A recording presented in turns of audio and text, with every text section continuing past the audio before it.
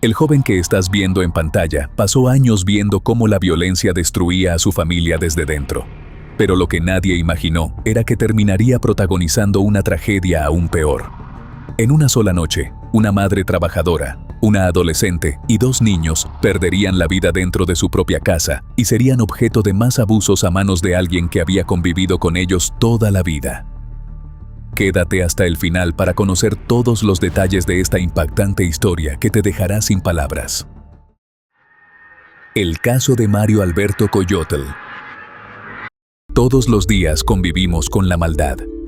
Somos testigos de la parte más oscura del comportamiento humano. El sufrimiento provocado por un individuo a otros es algo latente en nuestra sociedad. En Investigadores Criminales, nos adentraremos en ese lado oscuro de la humanidad. Traeremos a la pantalla los más perversos crímenes y trataremos de entrar en la mente de esos seres que cometen los más terribles actos. Yo soy Edgar y el día de hoy te traigo otro caso más.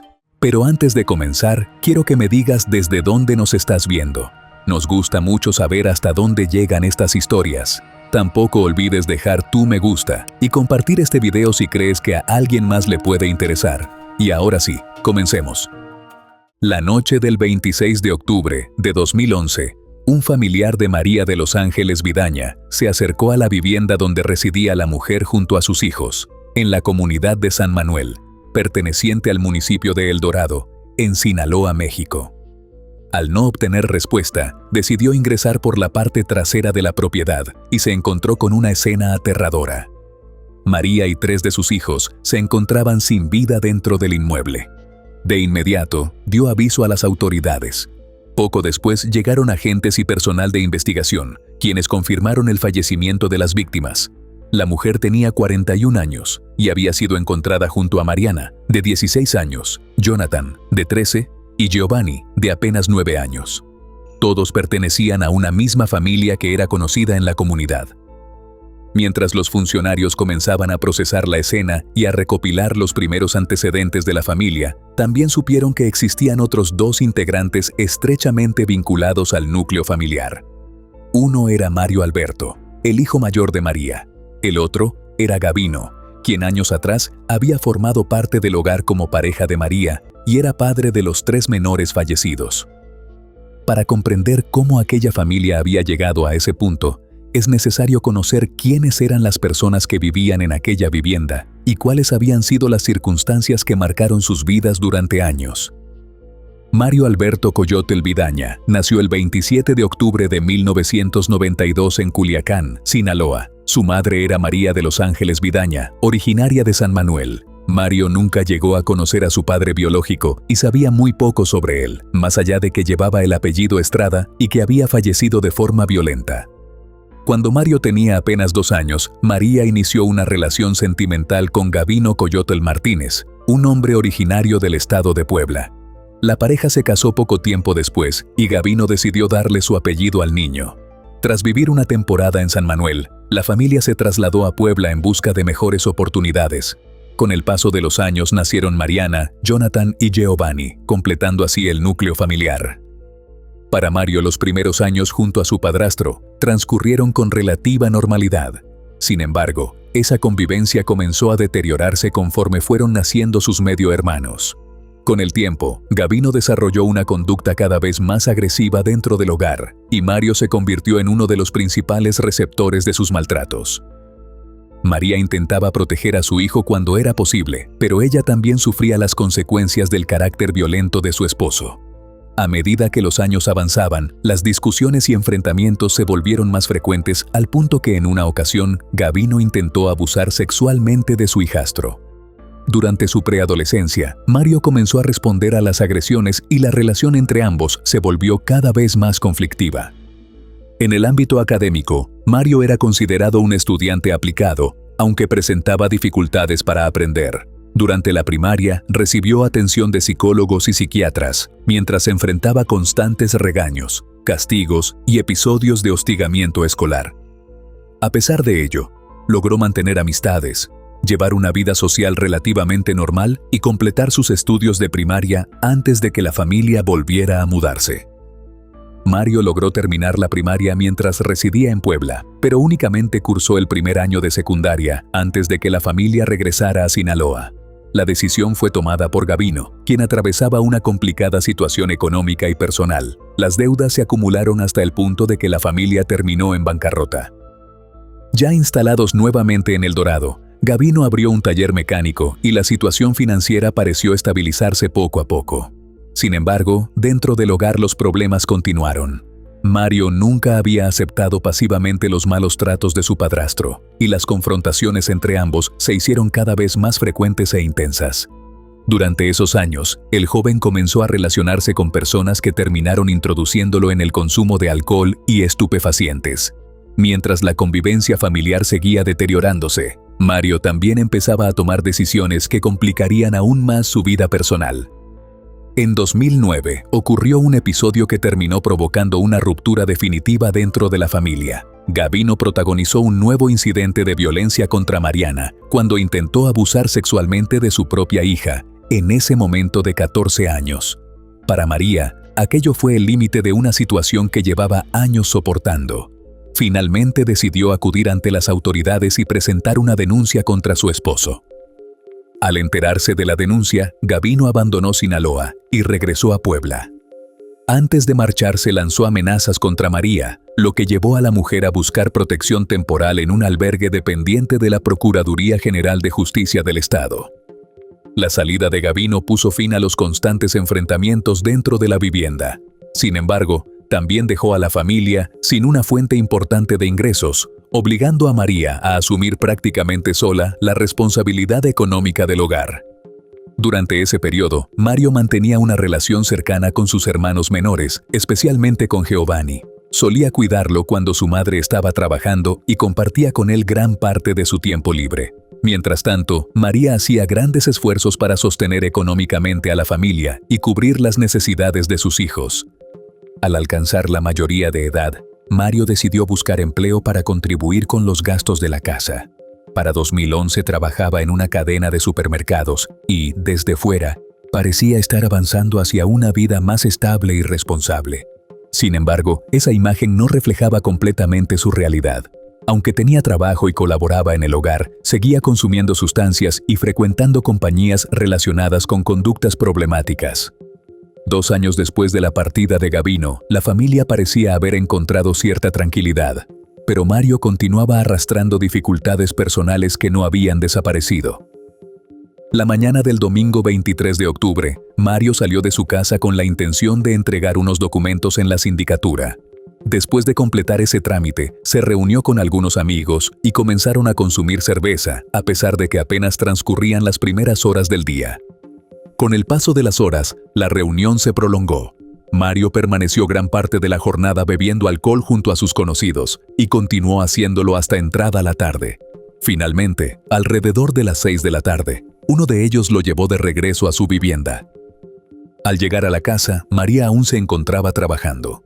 Dentro de la vivienda estaban Mariana, Jonathan y Giovanni, quienes pasaban la tarde realizando actividades cotidianas sin imaginar que aquella jornada terminaría convirtiéndose en una de las más trágicas que recordaría la comunidad de San Manuel.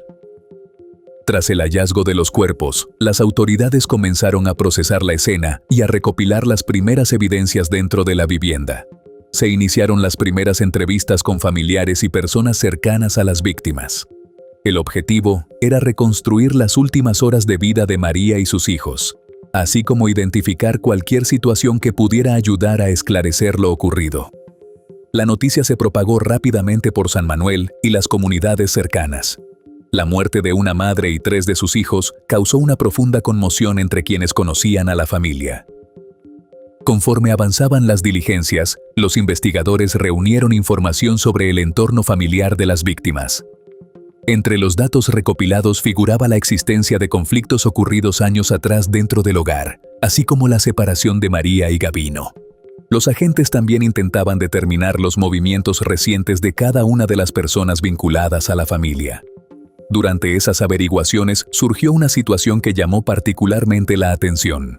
Nadie sabía con certeza dónde se encontraba Mario, el hijo mayor de María. Las investigaciones continuaron durante los días siguientes. A medida que se analizaban los antecedentes disponibles, los agentes trabajaban para establecer una línea clara de los acontecimientos ocurridos antes de la tragedia. En medio de ese proceso, familiares y allegados se preparaban para despedir a María, Mariana, Jonathan y Giovanni. Sin embargo, durante el funeral, ocurriría un hecho que modificaría significativamente el rumbo que estaba tomando la investigación. Mario apareció por sus propios medios en el servicio funerario. Hasta ese momento, nadie tenía claridad sobre su paradero. Su presencia permitió a los investigadores conversar con él y conocer su versión de los hechos. Debido a su cercanía con las víctimas y a las circunstancias del caso, Mario se convirtió en una persona de interés dentro de las diligencias que se estaban desarrollando. A partir de entonces, funcionarios de la Unidad Modelo de Investigación Policial y personal especializado en homicidios comenzaron a entrevistarlo con mayor profundidad para tratar de determinar qué sabía sobre la tragedia que había acabado con la vida de su madre y sus hermanos. Durante los primeros interrogatorios, Mario aseguró que él también había sido víctima de los acontecimientos ocurridos aquellos días. Según su relato, la persona responsable de la tragedia había sido Gavino. El joven afirmó que su padrastro había acabado con la vida de los miembros de la familia y que posteriormente lo había obligado a acompañarlo en contra de su voluntad. También sostuvo que en algún momento logró escapar y por eso había reaparecido días después. Las declaraciones fueron incorporadas a la investigación, pero los agentes continuaron verificando cada uno de los detalles proporcionados por Mario para comprobar si coincidían con las evidencias y con los demás testimonios obtenidos durante las pesquisas. A medida que avanzaban las indagatorias, comenzaron a surgir problemas con la versión presentada por Mario. Los investigadores detectaron inconsistencias entre algunos de sus relatos y los elementos encontrados durante el análisis de la escena. Las dudas aumentaron durante la reconstrucción de los hechos realizada por las autoridades. Al contrastar las declaraciones del joven con la evidencia disponible, los funcionarios concluyeron que varias partes de su historia no encajaban con lo ocurrido dentro de la vivienda. Conforme las contradicciones se acumulaban, la presión sobre Mario aumentó. Finalmente, los investigadores lograron que el joven abandonara la versión inicial que había sostenido desde su aparición en el funeral. Finalmente, Mario confesó haber sido el responsable de la muerte de su madre y sus 3 hermanos. Tras obtener esa declaración, las autoridades procedieron con su detención y el 31 de octubre de 2011 fue acusado formalmente por los 4 homicidios. Durante su confesión, el joven afirmó que los hechos habían ocurrido la tarde y noche del 23 de octubre. También aseguró que no se trató de algo planificado y que, en ese momento, se encontraba bajo los efectos de distintas sustancias. Con la confesión ya incorporada al expediente, los investigadores pudieron reconstruir lo sucedido dentro de la vivienda durante las horas previas al hallazgo de los cuerpos y establecer una secuencia de los acontecimientos basada en las declaraciones del propio acusado. Según el relato entregado por Mario, después que su amigo lo dejó en su casa, él se quedó un rato afuera fumando un cigarrillo de marihuana. Luego entró a la vivienda y se dirigió a una de las habitaciones, donde Mariana, de 16 años, y Giovanni, de 9, estaban viendo la televisión. De camino, Mario tomó una pala de acero con la cual golpeó con toda su fuerza la cabeza de sus 2 hermanos. Su ataque fue tan sorpresivo y letal que sus víctimas no pudieron reaccionar y ni siquiera hubo gritos. Jonathan, de 13 años, también se encontraba en el domicilio, pero en ese momento estaba tomando una ducha. Al salir del cuarto de baño, Mario lo tomó por sorpresa y lo golpeó con la pala en la cabeza. Seguidamente, ató un pedazo de tela alrededor de su cuello hasta que estuvo seguro de que le había quitado la vida. Luego de esta serie de ataques, Mario salió a fumar y cuando volvió a entrar a la vivienda, abusó del cuerpo de su hermana. De acuerdo con la reconstrucción de los hechos, los 3 menores perdieron la vida dentro de la vivienda durante un corto periodo de tiempo. Una vez que los ataques habían terminado, Mario permaneció en la casa esperando el regreso de su madre, quien todavía se encontraba trabajando y desconocía completamente lo que acababa de ocurrir. María regresó a su hogar alrededor de las 11 de la noche, como acostumbraba a hacerlo al finalizar su jornada laboral. Al ingresar a la vivienda fue atacada por su hijo mayor, convirtiéndose en la 4ª víctima de la tragedia. Antes de irse, también abusó sexualmente del cuerpo de su madre. Luego, ató a sus 4 víctimas de manos y pies y los dejó en una habitación. Tras los hechos, Mario abandonó el lugar y se ocultó durante varias horas en un terreno baldío. Al día siguiente regresó a la vivienda y posteriormente buscó refugio en la casa de un primo, donde permaneció durante los días siguientes. Según declaró más tarde ante las autoridades, no podía explicar con claridad por qué había cometido los crímenes.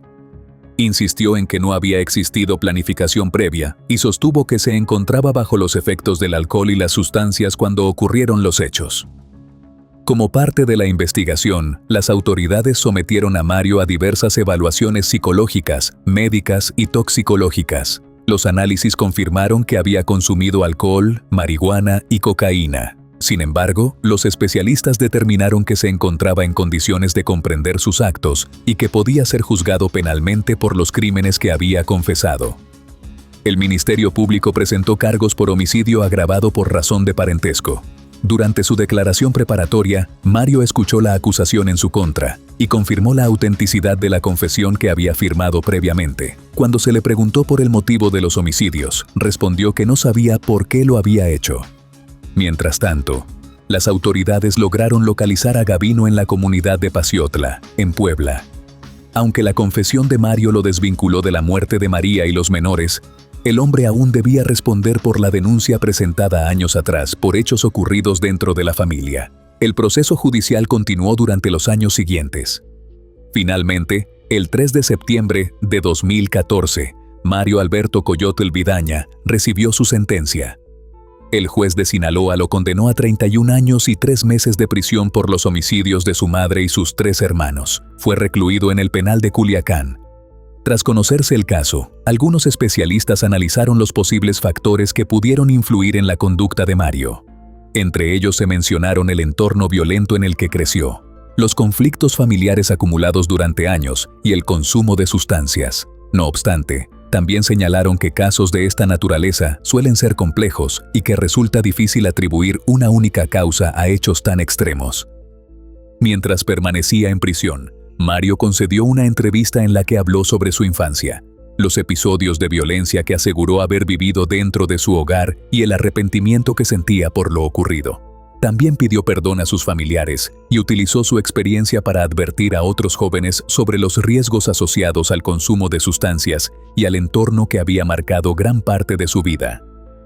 Uno de los aspectos más difíciles de comprender de este caso es que muchas de las personas que conocían a Mario lo describían como un joven que había crecido rodeado de dificultades, violencia y carencias. Incluso mantenía una relación cercana con algunos de sus hermanos y ayudaba a su madre cuando podía. Por eso, cuando se conoció la verdad de lo ocurrido, la conmoción fue aún mayor. Nadie lograba entender cómo alguien que había compartido tantos años junto a su familia terminó arrebatándoles la vida de una forma tan brutal. También invita a reflexionar sobre la importancia de la salud mental, el acompañamiento familiar y la prevención de las adicciones. Aunque ninguna circunstancia puede justificar una tragedia de esta magnitud, resulta evidente que detrás de hechos tan extremos suelen existir múltiples factores acumulados durante años. Comprender esas señales y actuar antes de que la situación escale puede marcar la diferencia entre una oportunidad de ayuda y una pérdida irreparable. Antes de finalizar, quiero dejarte algunas preguntas para reflexionar sobre este caso y conocer tu opinión acerca de una tragedia que continúa generando debate por todo lo que ocurrió dentro de esta familia. ¿Crees que el entorno de violencia que rodeó a Mario durante gran parte de su vida influyó en los crímenes que cometió años después? ¿Consideras que las sustancias y el alcohol fueron un factor determinante en esta tragedia o existían problemas mucho más profundos detrás de sus acciones? Te leo en los comentarios. Tus opiniones pueden aportar diferentes perspectivas sobre un caso que sigue generando debate por la combinación de violencia familiar, consumo de sustancias y una tragedia que terminó destruyendo por completo a una misma familia. Y bueno, querida audiencia, hasta aquí una investigación más. ¿Qué opinan del caso de hoy? Nos gustaría mucho leer sus comentarios ya que su opinión sobre los casos es muy importante para nosotros. Recuerden siempre hacerlo con el máximo respeto posible, tanto para la víctima como para los demás espectadores y nosotros que los estaremos leyendo. Antes de irte, deja tu me gusta y suscríbete si aún no lo estás. Tampoco te olvides de compartir este video si crees que a alguien que conoces le puede interesar. Nos vemos hasta otra investigación criminal. Adiós.